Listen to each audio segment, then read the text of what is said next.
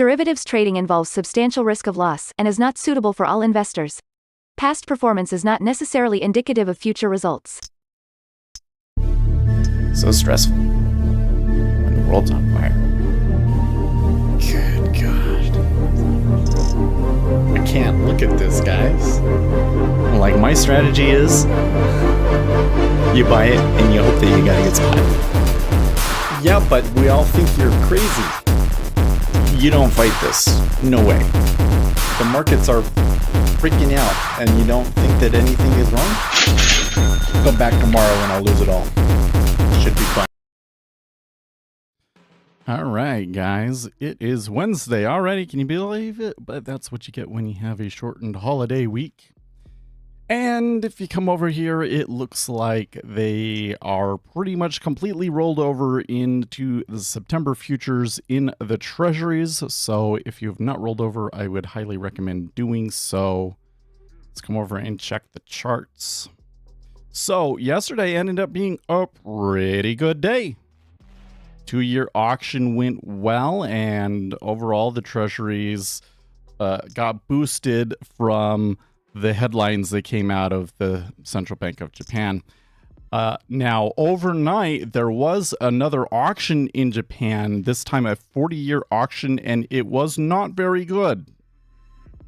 So that is probably this little drop right here. I was actually watching, I was here on my computer watching StarCraft when that headline came over.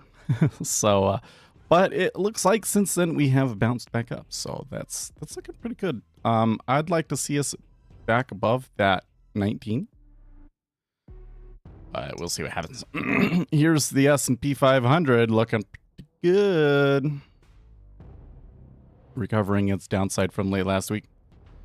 Oil, there's all sorts of stuff going on in oil, but it's not really hitting the price too hard. They're still kind of stuck in there.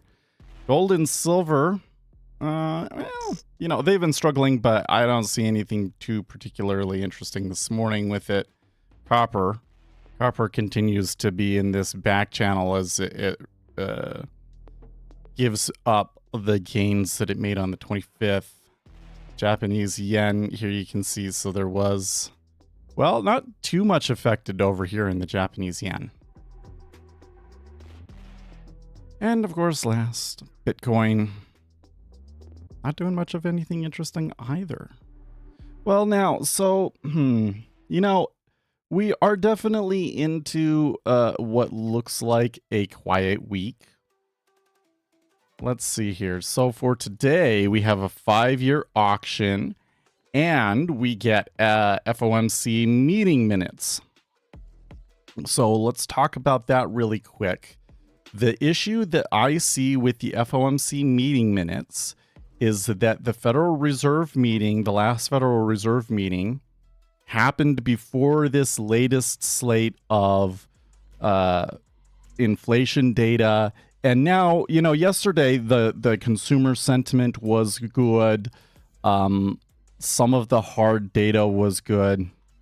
So the data has changed significantly. And then there's another thing that I'm seeing, which is that economists are shifting because of this. So for instance, Goldman, they're now saying, oh, well, we think that we think that tariffs is a one-time spike in inflation that goes away quickly, and that we're not concerned about persistent inflation anymore. And some economists are like saying, like, look, the prices at retail stores is actually going down because people aren't buying stuff. It's been such a huge hit to demand that that's countering any kind of rise that would be caused by the tariffs. So where the Federal Reserve would come down on that has maybe changed. And so I don't know if the FOMC meeting minutes are going to be as impactful, or at least I don't think that they are going to change my fundamental view of things. But there's probably going to be a lot in there about how the Federal Reserve is arguing about this whole situation. Do we do something now or do we wait, and all of that, right? So FOMC meeting minutes, I would expect there to be a relatively large move over there, but I wouldn't expect it to shift me and my view of the market too much, or really anybody's fundamental, outlook, shall we say. So, one thing I have to point out here, now that we got that out of the way, and we're kind of getting more into the order flow that we have today, and we have had a decent 10 to 15K rise here, although the treasuries are quickly giving it up.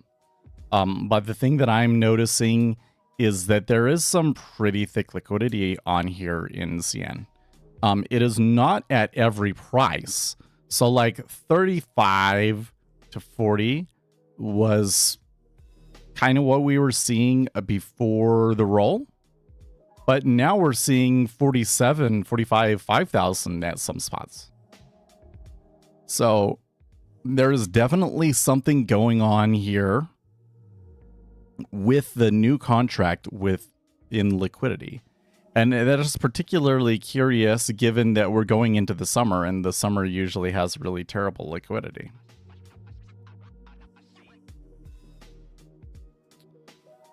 Dom Bricks, that's a new name. Welcome to the stream. All right, well.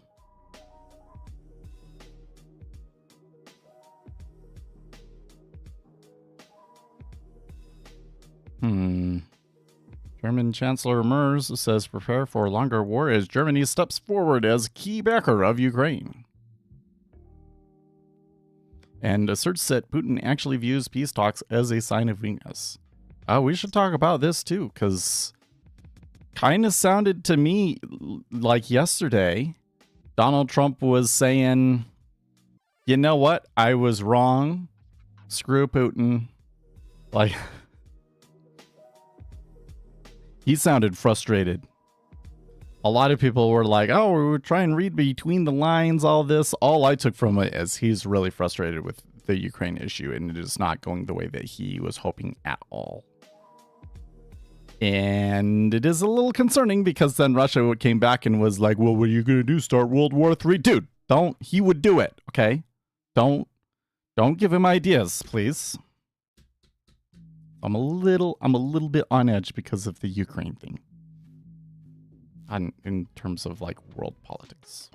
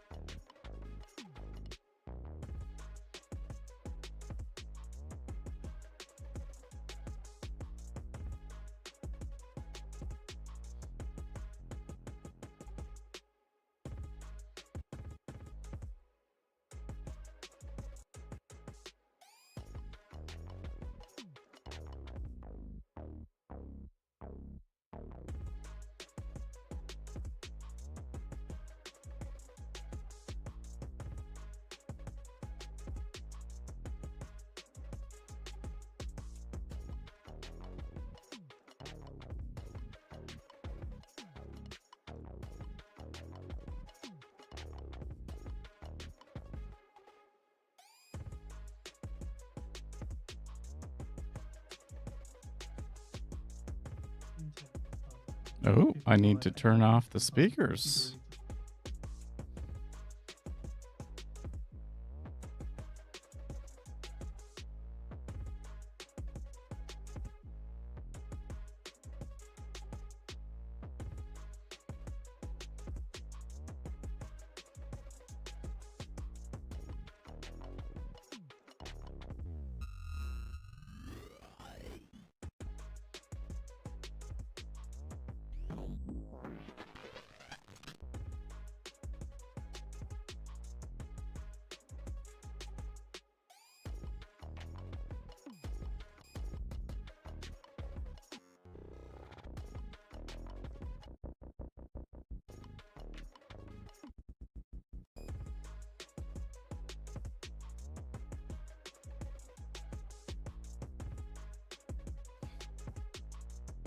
I'm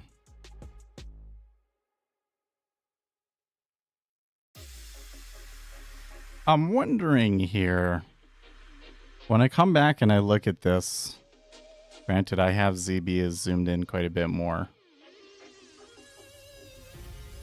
but there's this little spike here. That's only a few ticks back up, granted. But a little bit more volume there in the 30-year side of it. So are they flattening?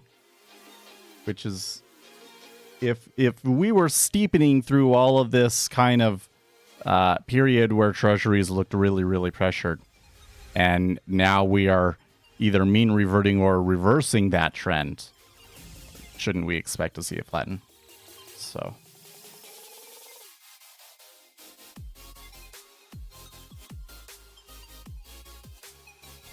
I think a bill can be big or it can be beautiful, but I don't know if it can be both. You know what, Elon? It kind of sucks that the bill is so big, but I wouldn't necessarily expect them to be able to deal with everything all at once. Probably you're going to have one bill that they're going to kind of use to get a little bit more of their policy in, you know, get those sorts of things in line with where they want them. And then hopefully the next bill ends up being the one where they kind of trim down. The issue is that usually the politicians are like, oh, but we still don't have what we need. We're still not quite. And so they never get to the point where they can start cutting, because cutting is always the last priority.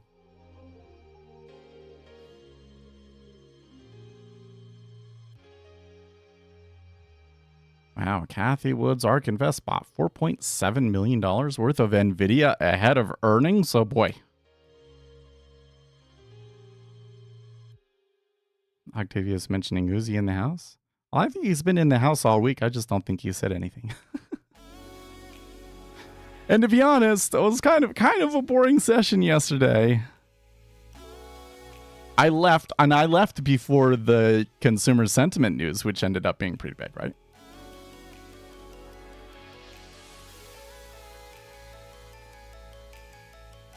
Dipped early yesterday.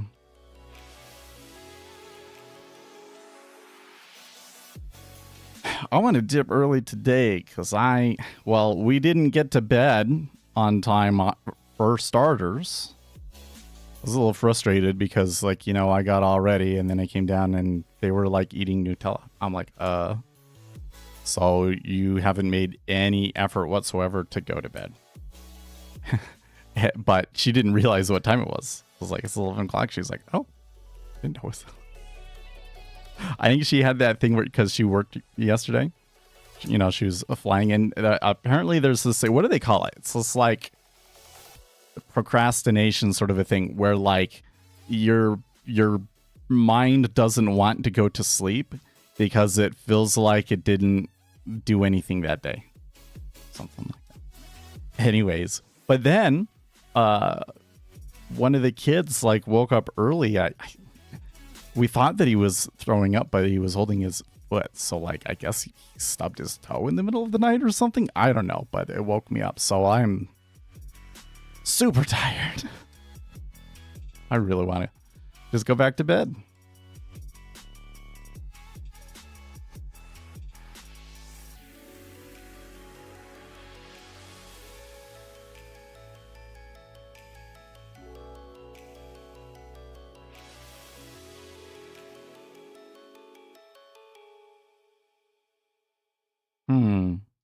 So they're talking about politicians in chat. And this guy says, most politicians have supporters. Trump has fans. I don't really think that sufficiently explains the things that we see go on. I think that really you should think of people as allies. That's really what it comes down to, is a president is just kind of a proxy, a figurehead for a coalition of people and interests behind him. The reason that Donald Trump has been so successful is because he created a coalition that was basically composed of all of the people whose lives have sucked since we started globalization with China.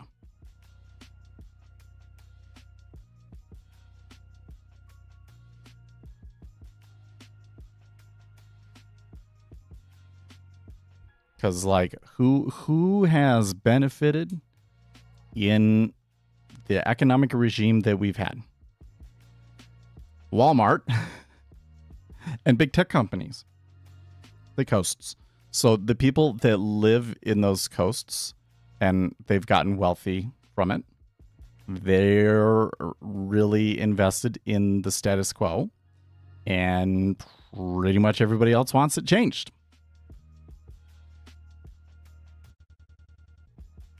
Yep, Amazon. Amazon in particular, huh? Yeah. I don't know. Like, so thinking about tariffs, and if this really does go the way that Donald Trump wants it to, who is going to, like, be hurt the most? And you know, Walmart has been warning, well, we're going to have to increase prices and things like that. I would expect that at some point Walmart probably does raise prices, although they're probably not able to raise prices as much as they want to. And ultimately, there will be less demand for their products. And I think the future for that company under a new regime is not very positive. Okay, but Amazon should totally be, like, probably the worst one, right? But I'm not entirely convinced. I kind of think that Amazon has an ecosystem that isn't necessarily coupled to China. So I think that there are certainly, like, all these guys that are drop shipping, it's going to suck for them. But then the people that are over here in the United States and they start making things and they start selling things, because it's going the other way now, they're still going to sell on Amazon. So I think Amazon's probably okay. Like, if I'm looking for a short, I think there's going to be deglobalization, that manufacturing is going to come back into the United States and so forth, then what are the best place? All right, and in particular on this one, we're investigating who would be the best short, and I'm not sure that Amazon would be the best short. I think that Walmart would be a pretty good short, but probably the best shorts would be these companies that basically rely on making clothes in China for dirt cheap to make their money. So, like, I don't know if these are stocks, but like Zara, for instance, would probably going to get really, really pummeled. Yes, you know, everybody talks about TikTok is just a conspiracy for China to manipulate the American public. It's true, but the thing that they are using TikTok to manipulate you into doing the most is to convince you to buy cheap clothes from China.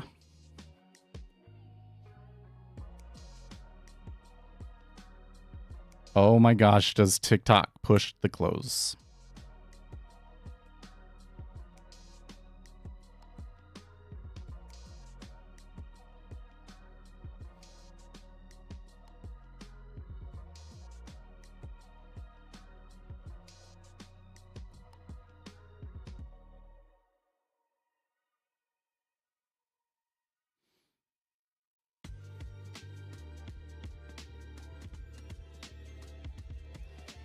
Globalization was a stupid move, rising Chinese standards and dropping US standards of living. Well, I'm not going to say that globalization, the idea of it overall, is necessarily good or bad. But it certainly seems to be the case that that particular implementation of things did just raise the standards of people in China, and some people in the United States benefited, but not everybody in the United States benefited. And some people in the United States and the West were very, very harmed by it. Now, Donald Trump would contend that the problem wasn't that we increased trade, but rather that we let them just walk all over us. Because, see, the whole thing was it used to be, yeah, you can't let these other countries cheat. So when they do stuff, you hold their feet to their fire. You put tariffs on, you do whatever you need. There was the Smoot-Hawley tariff, and that was when they kind of was like, oh, actually, this isn't so good. But in the time period after that, they didn't just let other countries do whatever they wanted, right? Up until the whole deal with China. And the idea was that by modernizing China, that it would make them more liberal, essentially, and leave communism. And instead, what they did was they just incorporated the free market into communism and created fascism. And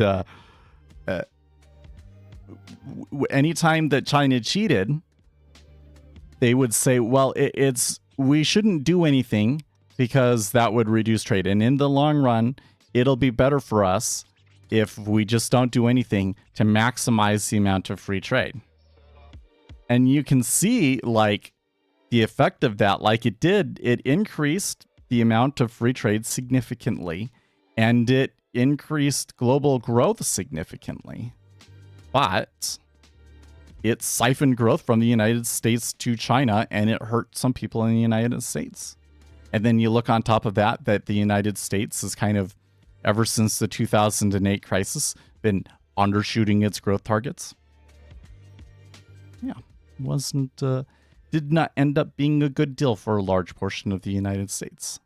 And I think one of the first things, if you really want to resolve some of the political issues in the United States, you have to admit that some parts of the country were severely harmed by globalist policies.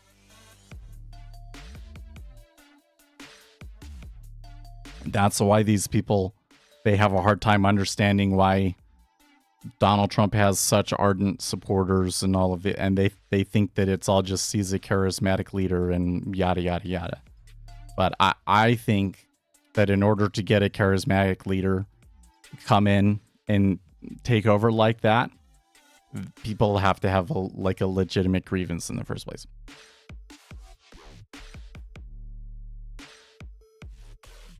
He's filling a hole.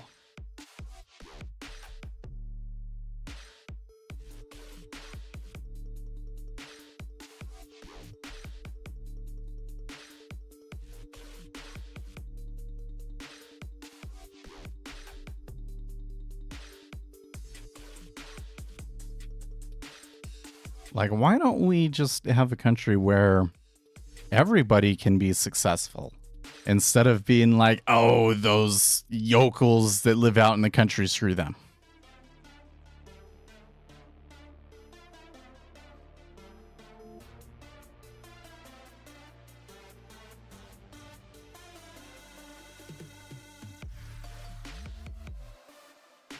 Well, I would say that while we had some good movement the first 15 minutes of the session, these next 15 minutes have been pretty dead.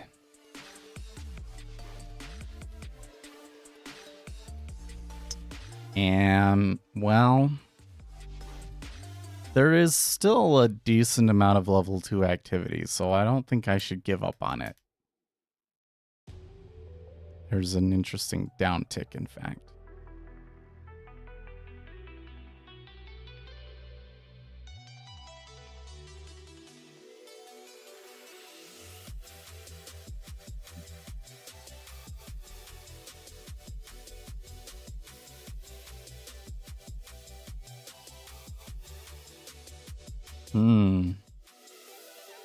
On May 13th, the House and Ways Means Committee passed the One Big Beautiful Bill. This bill includes several provisions that, if enacted, will be important to business, claiming research and development incentives. Immediate expensing for domestic research and experimentation. The bill would suspend the current amortization requirement for domestic R&D expenses and allow companies to fully deduct Domestic research costs in the year incurred for tax years beginning January 1st, 2025 and ending December 31st, 2029. Software development is included as a research and experimentation expenditure. Amounts paid or incurred in connection with software development would be treated as R&E expenditures eligible for immediate expensing during the suspension period. Cool. As long as they don't, the software development is not put, like artificial intelligence doesn't fit under that. Like if artificial intelligence did all of the writing. No, I don't think that it'll be like that. I tell you what, it's really frustrating to watch this stuff going on in AI because on one hand, so I saw this video this morning. This guy was talking about like, well, what one of the CEOs of one of these big AI companies, like what he says in public is not what he says in private. What he says in private sounds really terrible. He didn't say what it was that he believed, but kind of was implied that like he thought that everybody will become worthless and the rich oligarchs will just take over everything. Kind of what like I think most liberals believe. And man, it's just really shocking that there are people that they are willing to go forward with these sorts of things, knowing how much it would hurt people, or believing that it would hurt people, rather. But like the thing is I'm really not convinced that AI is going to take over. I really think that there are limitations in the AI that we're going to bump up into, or that we have already bumped up into. And eventually they're going to say, oh, you know what? We're not actually getting the amount of growth out of this that we thought. But then number two, if it does happen, I don't think that the economy is going to go the way that people think. People seem to think that it will be like there will be this big recession and then everybody will go, okay, capitalism sucks. We're going to move over to the basic universal income or something like that. I don't think that that's the way that it works. I think that the system is kind of incentivized to preserve itself, and that a world where like supply just goes exponential is a world that is actually probably pretty good for most people, because the cost of everything will just go down to nothing. So I don't think that it will lead to like communism like some people think. There's always all of these things, all of these predictions that I see people make. They are not able to factor in complexity.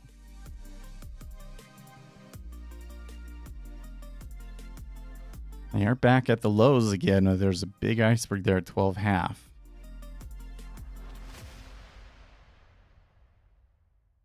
Oh, did something get blocked by YouTube? The difference between live chat and top chat? Oh yeah, he did, because he used the words, controversial words. He used communism and capitalism.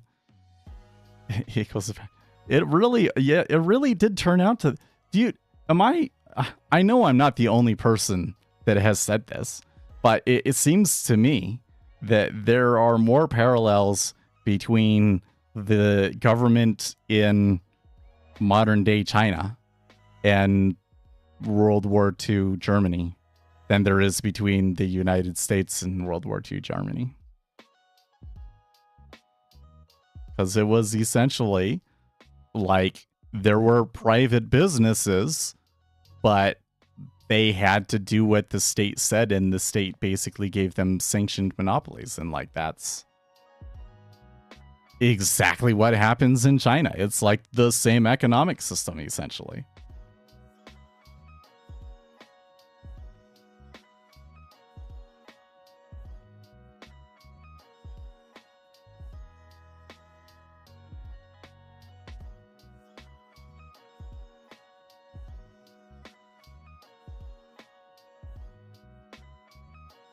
Still just kind of waiting here to see if this iceberg breaks. Okay, there it is. Almost 6,000. Pretty good offer. Followed it down. Got a good click on it.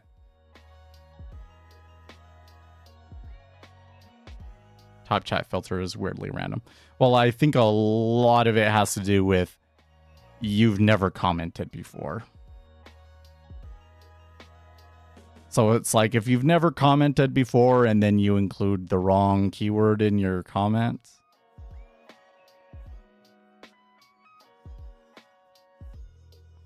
And it does depend on how many people are chatting too, right? Like the difference would matter a lot more if we had like 1,000 people in here chatting.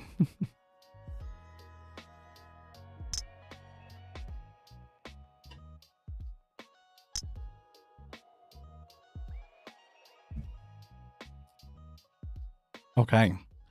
So after clearing that iceberg, we have fallen an additional 2 ticks. We are hitting the seller side cost basis. So we're at an interesting location.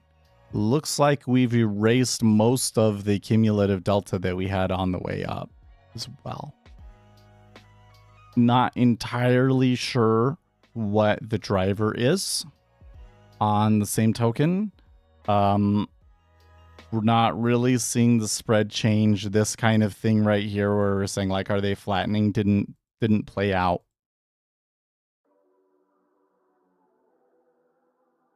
Strip is in sync. That's a true. They all moved.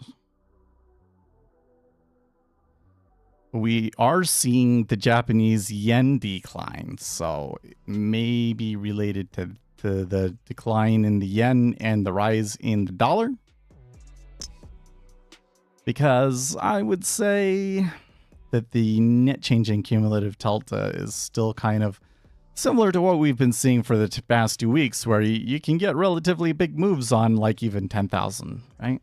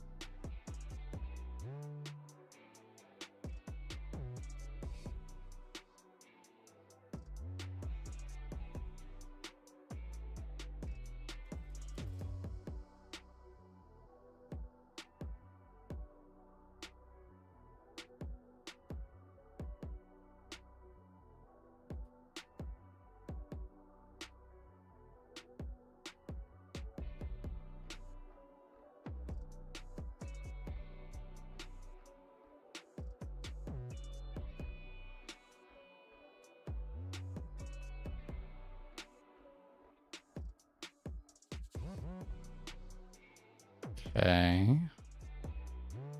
Something going on there in the 5-year.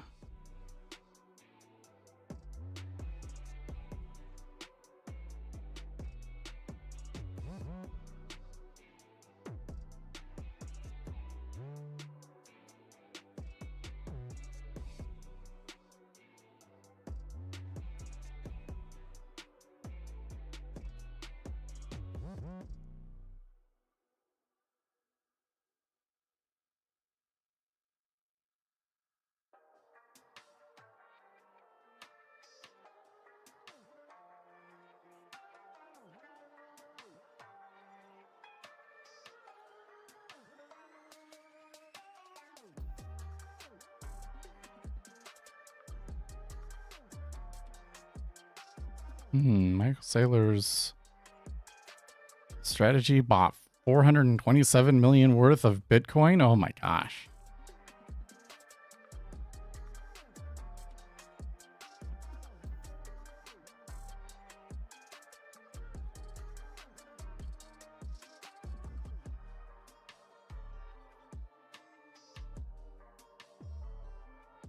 Adding more here, like above 100,000, seems like such a terrible idea to me.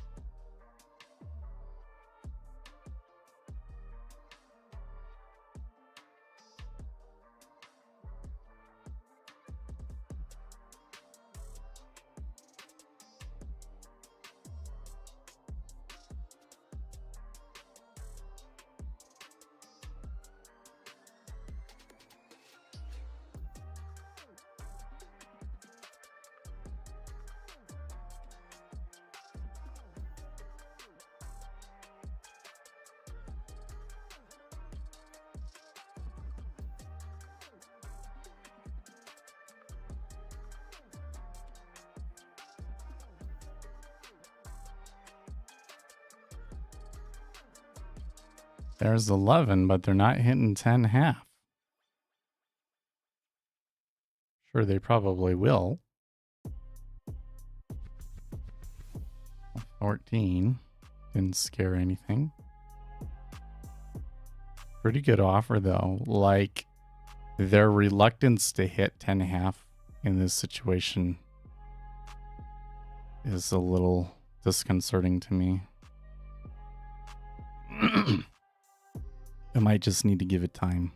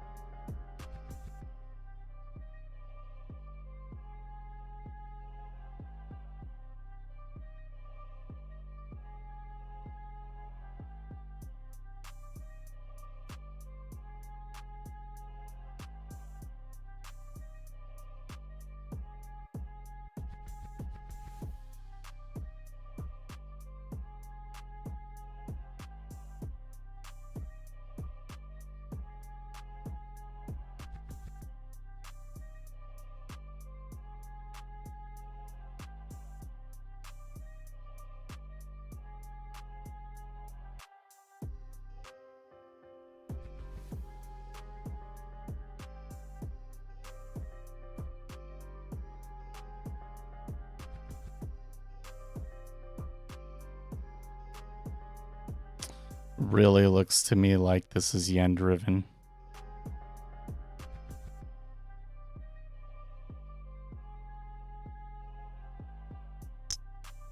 Something's happening in the yen, and people are thinking that they'll sell treasuries to buy back their currency. Huh? That was a pretty good uptick. Cleared a big iceberg there.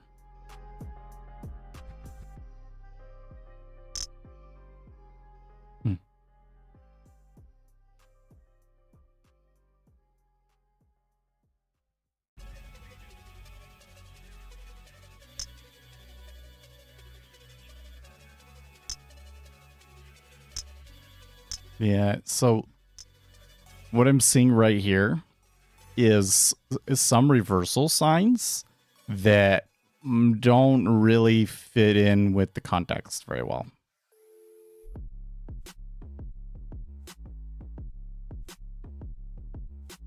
So it's kind of making me want to take a hero trade in a situation where I think a hero trade would be really ill-advised.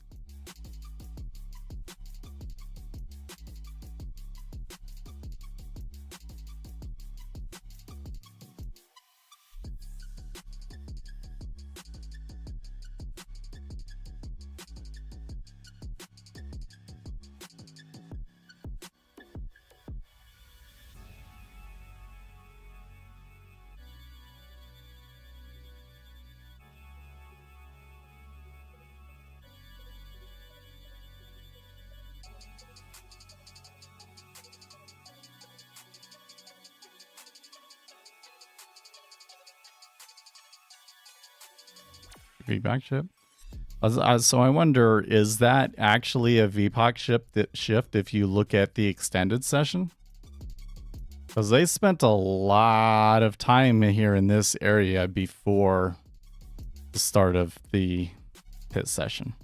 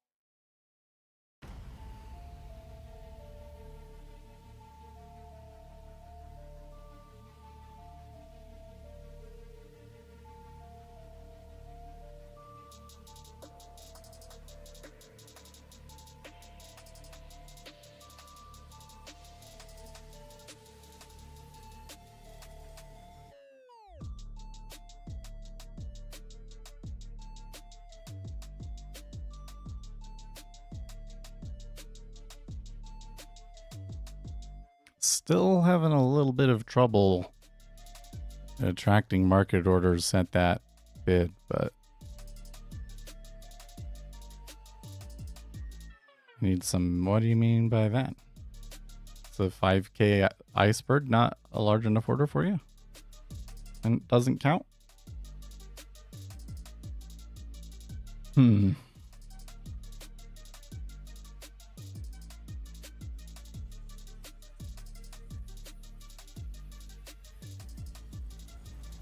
So what I'm seeing right now is reluctance to hit the low of the day, and every time it ticks up, the bid, it follows it up as relatively healthy, but then it doesn't hold and they tick back down.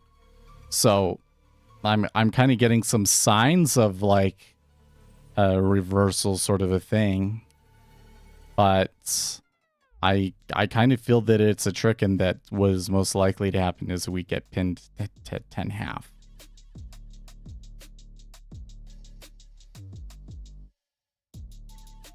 Need some for volatility.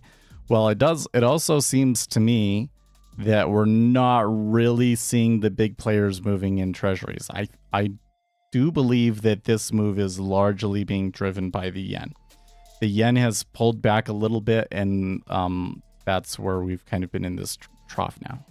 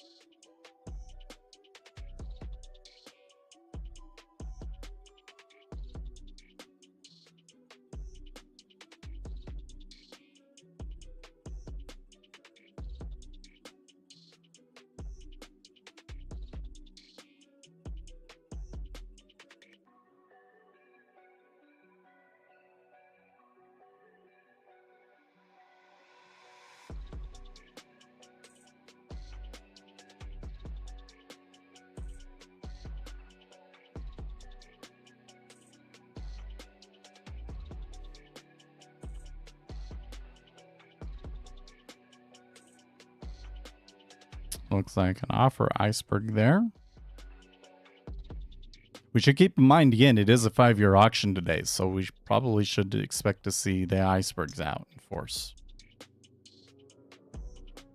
It's just, I'm a little bit weary of, like, that there would be a really high volume move here this morning, because they're probably going to wait for the FOMC minutes later, right?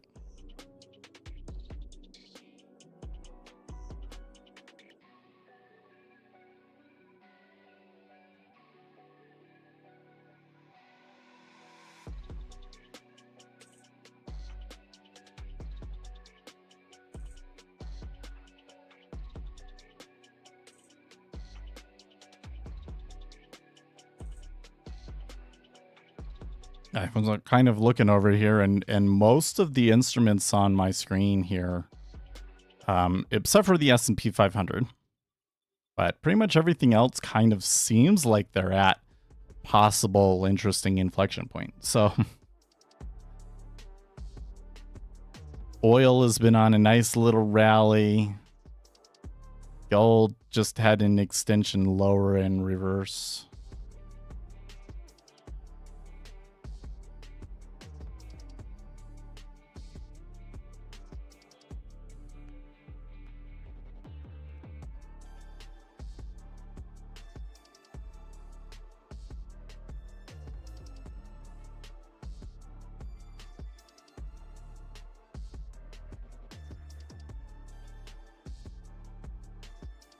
Okay, they finally took 10.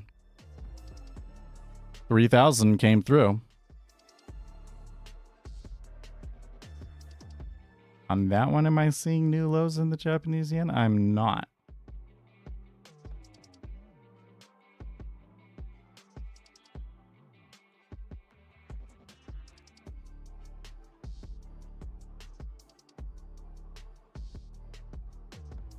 I don't know, the way that gold moves sometimes is a little bit weird, but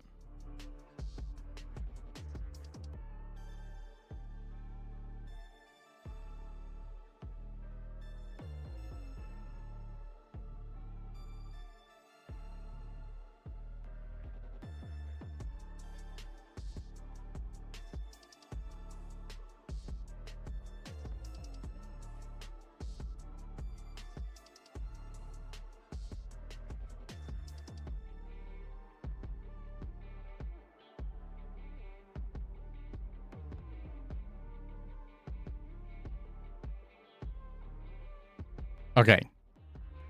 That was a little bit more significant, wasn't it? So it took them a really long time to get people to hit at 10. Well, once they cleared 10, and now we just saw market orders sweep 09 half and 09 all at once.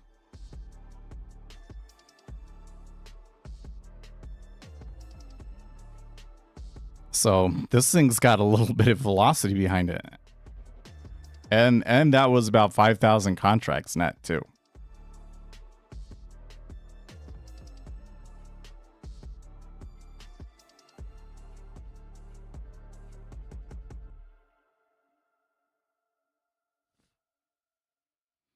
Guess short flows will continue. Well, I think at this point we have to ask ourselves if there's a larger, more significant flow coming out here than we expected.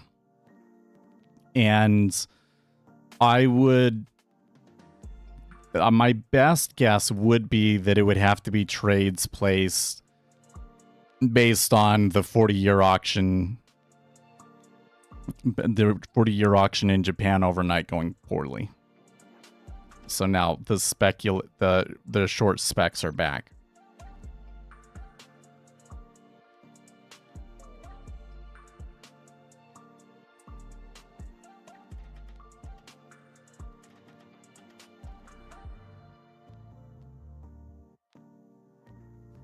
It's just not quite going the way that like your regular non-meta order would be, which makes me think that it's probably got to be a ton of mid-sized players all doing something or something like that. Now we should be careful because that slip that we had at 09 and 09 half probably means that the liquidity is damaged there. It wouldn't surprise me to see that things kind of get pinned back to 10 half. Like they were already kind of showing signs of a liquidity hole there, and then we slipped and you get something that is really likely to create a liquidity hole, which means that it's probably going to be pretty easy for them to swipe back across 10.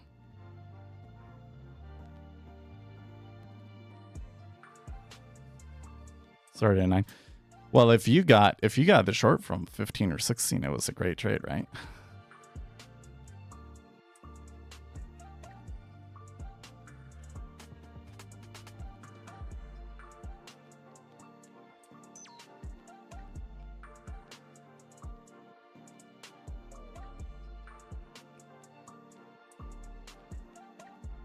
I don't know. It just does the pace of it and everything does not seem like our normal meta order. Maybe that's just a function of where the market is at in the liquidity and everything, but it is definitely different.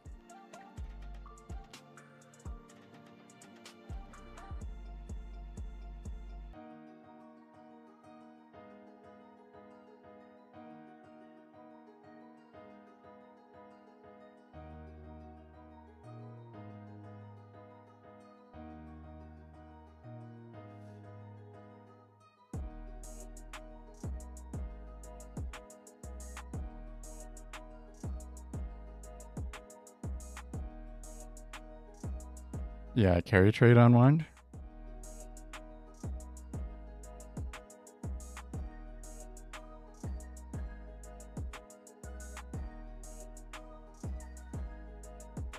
But let's go back to when we were seeing that, during the height of the trade war, and all of a sudden the treasuries started selling, right? And some people said it was carry trade unwinding, and there was definitely points there where there was a carry trade unwinding. Other people said it was China selling. Other people said it was Japan selling. We don't have the data to know. But compare that to what we're seeing right now. Do they match up? I would say no. Like a lot of those big sells happened later in the day. A lot of those big sells happened at odd times of the day, and I'd say this is a different kind of a flow. But it could still certainly very much be carry trade or Japanese yen related.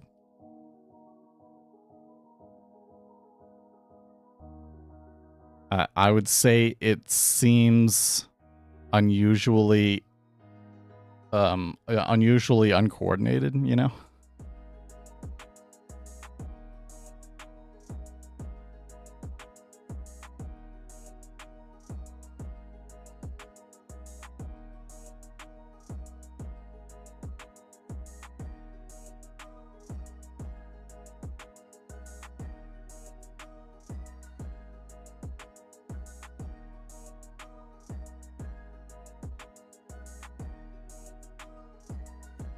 Like it could be carry trade or Japanese yen related and just be a different set of players or different type of player from the ones that were puking the carry trade before, right?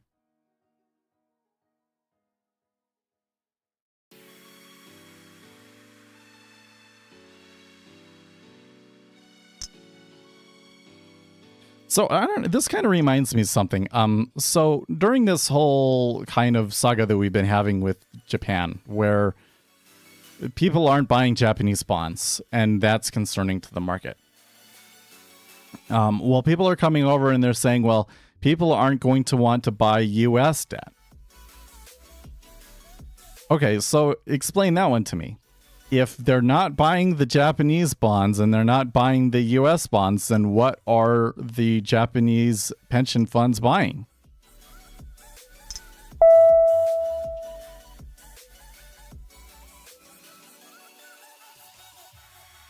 Wouldn't them not buying Japanese bonds kind of mean that they're sending their money overseas? That's not the carry trade unwind.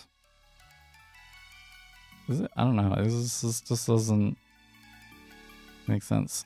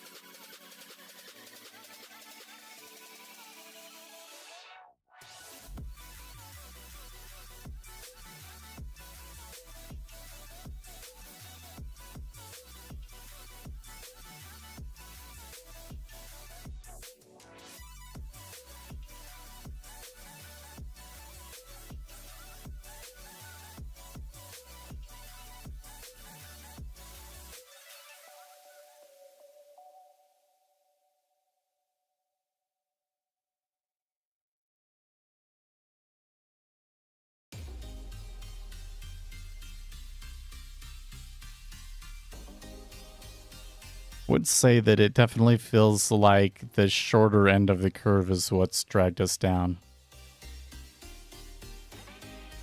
Didn't result in flattening, but I definitely see more selling in the 5 and the 10 than I do the 30. The 30-year has actually been kind of slightly buy.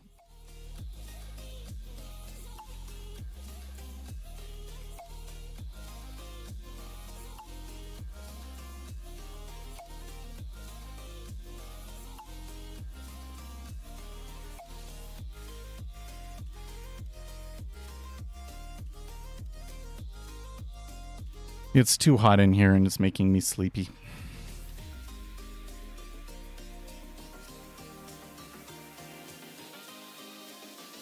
I should be like wide awake.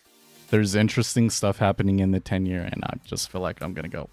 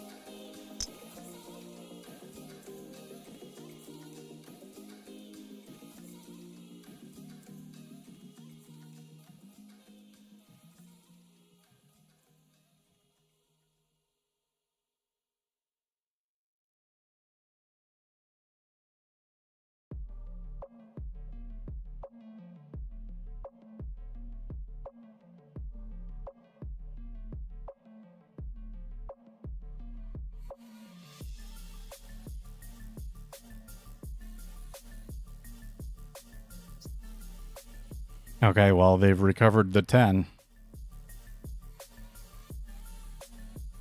Did I call that one or what?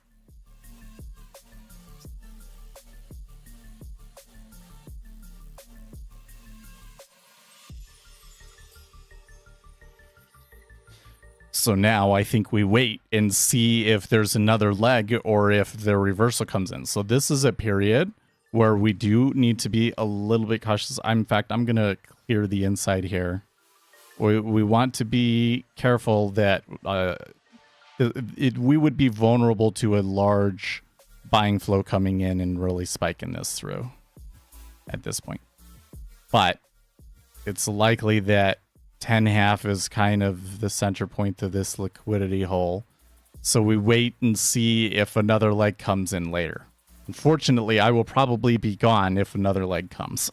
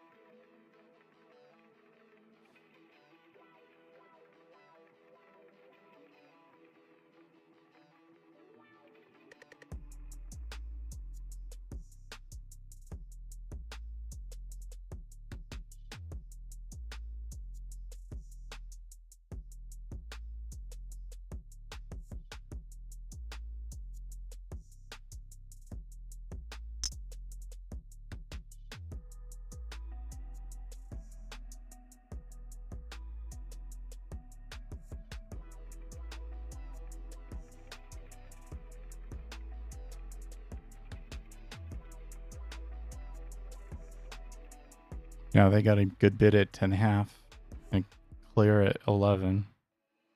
And a good bid follows it up as well.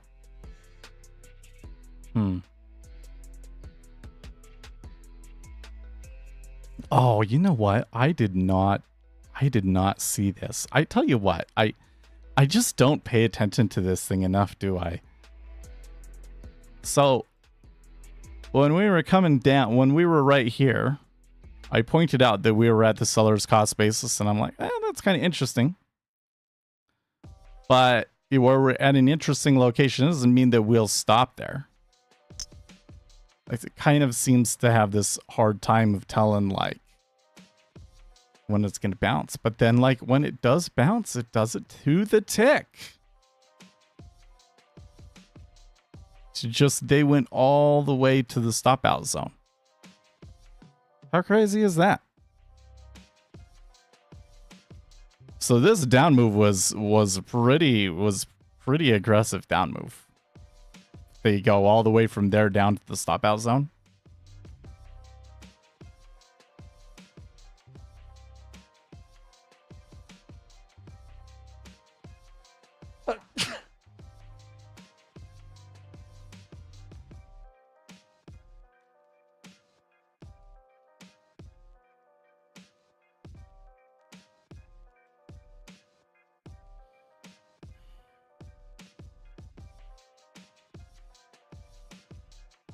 bid still looks good at 11.5 as well. And I would say not enough to be like, oh, well, okay, if I was short, I think I would have taken it off. But I'm not for sure getting something that is like a counterflow. Enough for me to be nervous and want to protect my profits, but not enough for me to enter a new trade.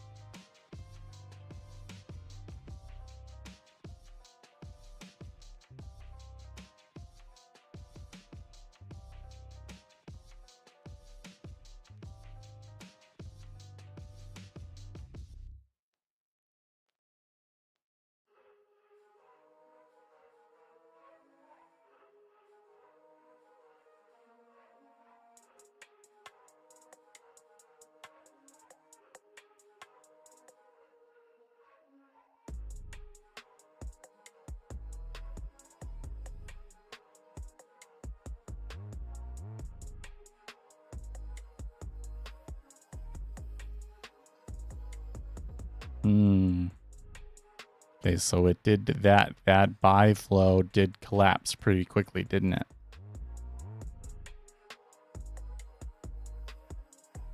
Very interesting.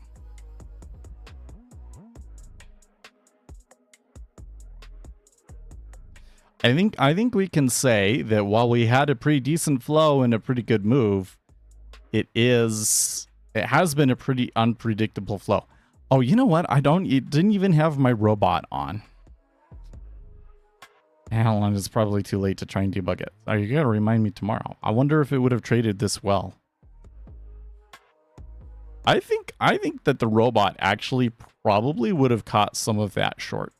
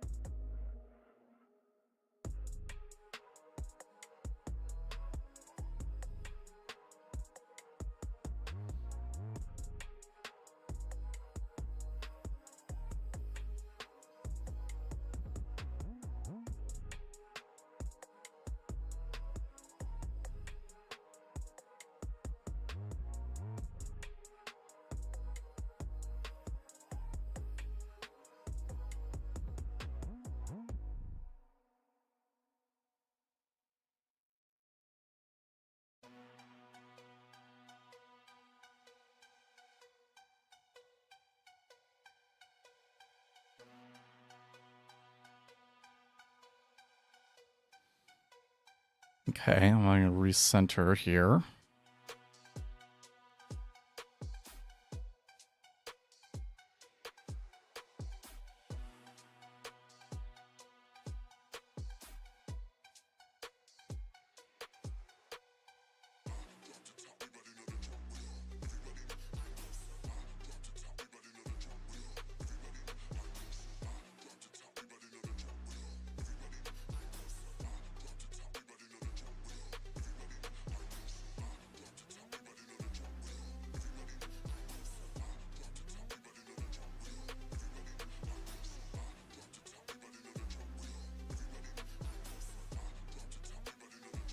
I'm reading this thread where millennials are complaining about how they're the only ones that know how to do computer things. And this guy says, our corporation introduced computer literacy tests last year. I did one for kicks. The first iteration of the test wanted knowledge of running macros and setting up Outlook calendar events that were synced with themes. 3 months later, it had dropped down to being able to copy and paste from a website into an email and adding a column of figures in Excel. I guess they aimed too high the first time.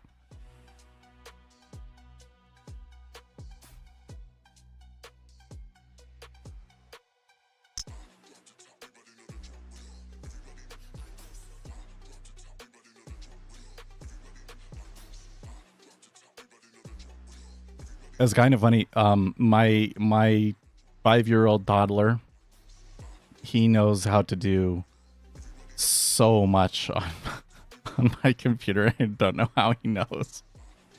And the thing that's really annoying to me is how quick he is. Like, I'll see him. He's on the computer. It's like, okay, it's fine. He can mess with the mouse for like a second. But if you give him 2 seconds, he's opened Minecraft already.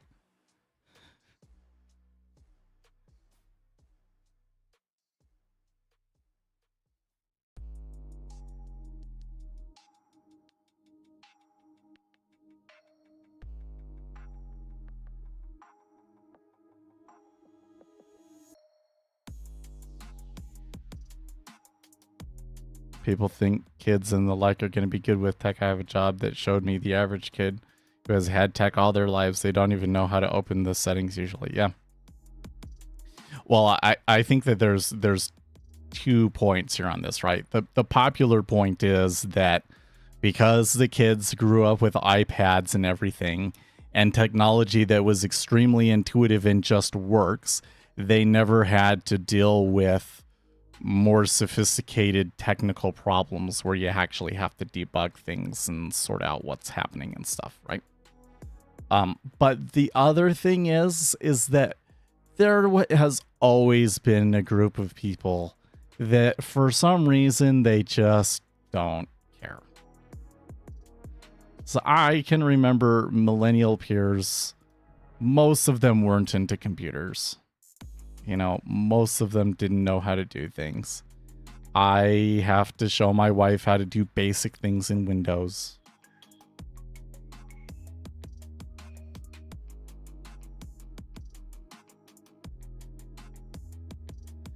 What's the best forum for Thinkorswim scripts? Ooh, geez, I don't know. I bet you there's probably a subreddit for it. I think that Thinkorswim has their own forums though, don't they? I tell you what, I wrote a lot of stuff in ThinkScript though. I was watching this thing the other day because somebody had pointed out to me, oh, here's a channel where it looks like they're doing evidence-based stuff. And I watched it and I was like, yeah, but what they're doing is fundamentally different from what most people are trying to do, because he's using the Thinkorswim thing where I can go and run it against like every stock, you know? But when I did ThinkScript, it couldn't do that. It makes me want to go back and try it.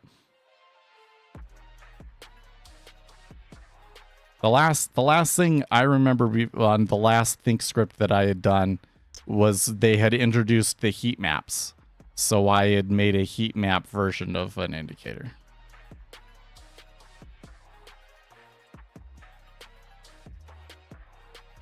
It was actually pretty cool because it kind of basically showed you like, well, kind of similar to Bollinger Bands, except for that instead of saying like how far away are we from the moving average, it was how is the range of that candle outside of the standard deviation of range and how much so. And then colored, you know, do the heat map based on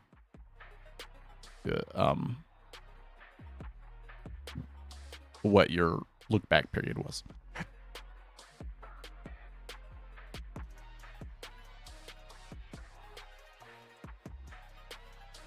A S&P 500 seems to have turned down. Interestingly enough, on that last move, the ZB went down to the lows. The other two have not quite yet.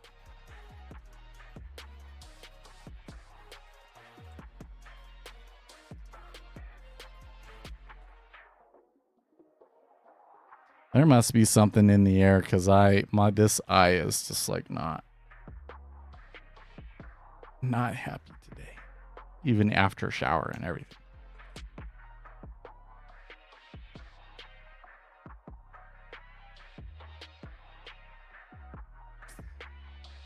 So here's another interesting comment. I lean more towards blaming education departments, Apple, and Google. Every school I've been part of uses Chromebooks or iPads, which from a management perspective is great, but for teaching kids skills and getting them ready for the workforce, where Microsoft is still the majority player, it's making a disservice for kids. I went through school. My final years were Windows 2000 XP Pro PCs. Yep, same here. Which meant that when I started my job, I knew how to operate in a Windows environment. No. But when I went into the workforce, I had already, reinstalled Windows itself and gone through a scripting, not bash, but like whatever the scripting thing was for Windows CMD before PowerShell came out. And the whole networking thing.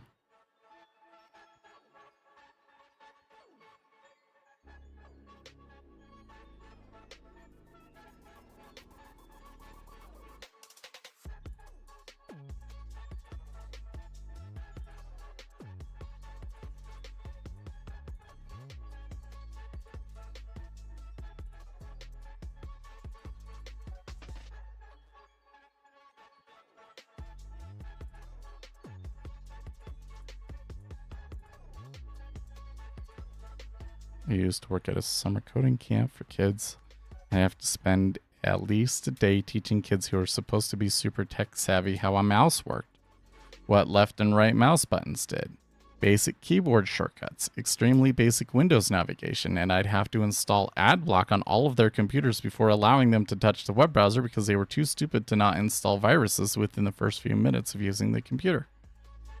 The lack of internet and technology literacy is terrifying. These iPad kids are going to bring in a new wave of ransomware attacks with their inability to discern what they should and should not click on.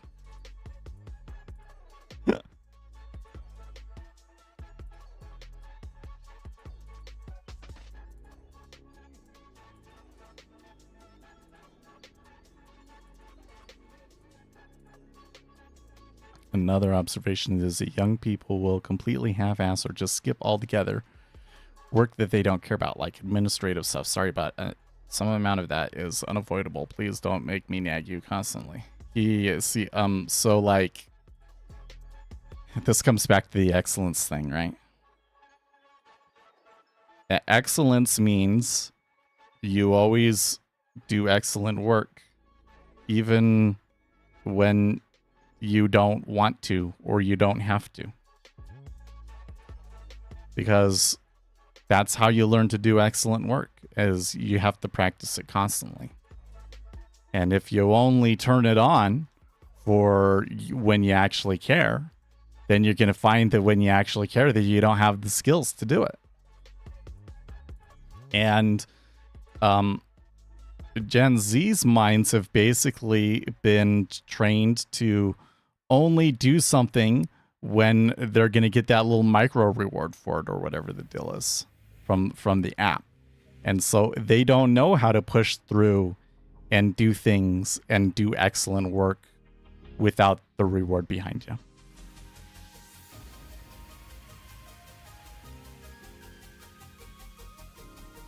They don't seem to understand that.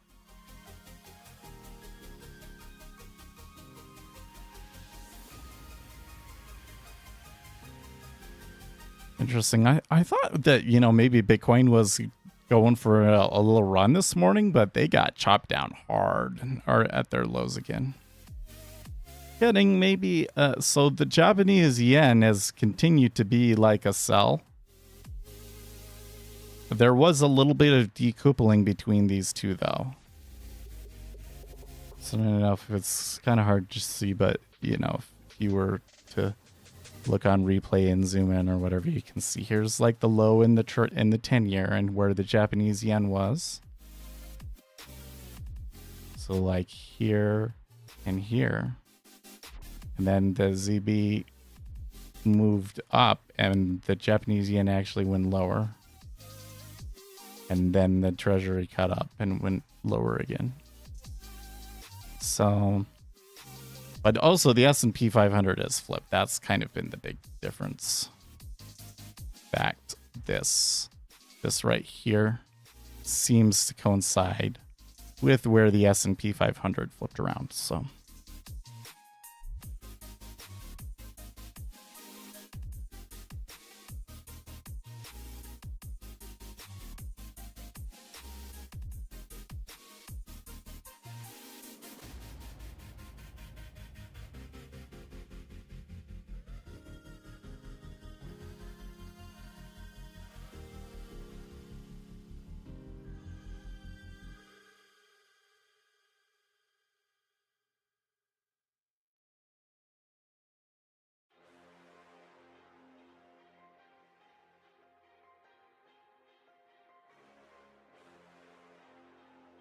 you think we'll get another leg if 09 clears? Yeah, I suppose we could. Yeah, it's been long enough, hasn't it? It has been long enough. Like I said, I don't think that another leg is going to happen until after I'm gone, and there's the bell for me to get going. So we'll see. It'll definitely be interesting to see if we get another leg or not, because I do still kind of feel that it may be more that the flows may be more speculative flows. Oh, there's a pretty good downtick, 3,500. Essentially traded at 09. And oh, okay, that was weird. There was a really strong offer came down behind it too, like a 3K, but they pushed it back up, and now they pushed it back down. Yeah, well, that looks like something that's going to probably continue. Although, like, that is not necessarily the way that I would start another leg, you know?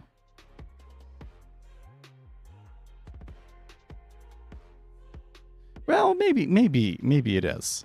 I think what might have happened there was a large meta order executor decided to take it down, and maybe we got some stops from it.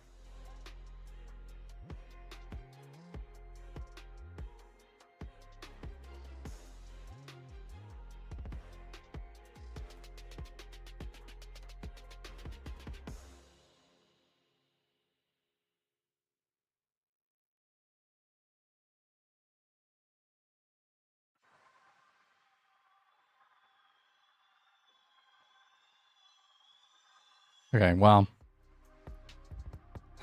I think I'm just gonna let this play out without me. But I do. So one thing is, remember that 110 even was kind of a spot last week that we were really going for, and kind of had a hard time like even getting to or staying above. So we're still quite a bit higher and in a good spot, but we are getting continued sell flows, and that is not a good sign. So unless this reverses later. We do have a 5-year auction today, and hopefully that helps. We got an FOMC today, so hopefully that helps. But it kind of looks to me like the shorts are continuing to push. So, ooh, S&P 500 is all of a sudden taking a huge hit. That almost, you know, this might be one of those situations where, like, if we wait a little bit, a headline will come through. Perhaps they know about a headline. Could be another thing that could be going on.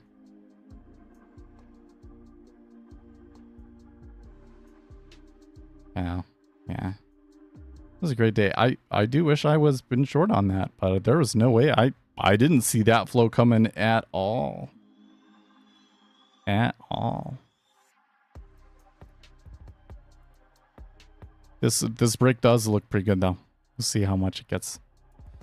All right, guys, I'm going to get going. I will see you tomorrow. I'll still be in Discord. Maybe I'll go, you know, let the move play out and post some of my thoughts in the $3 Discord.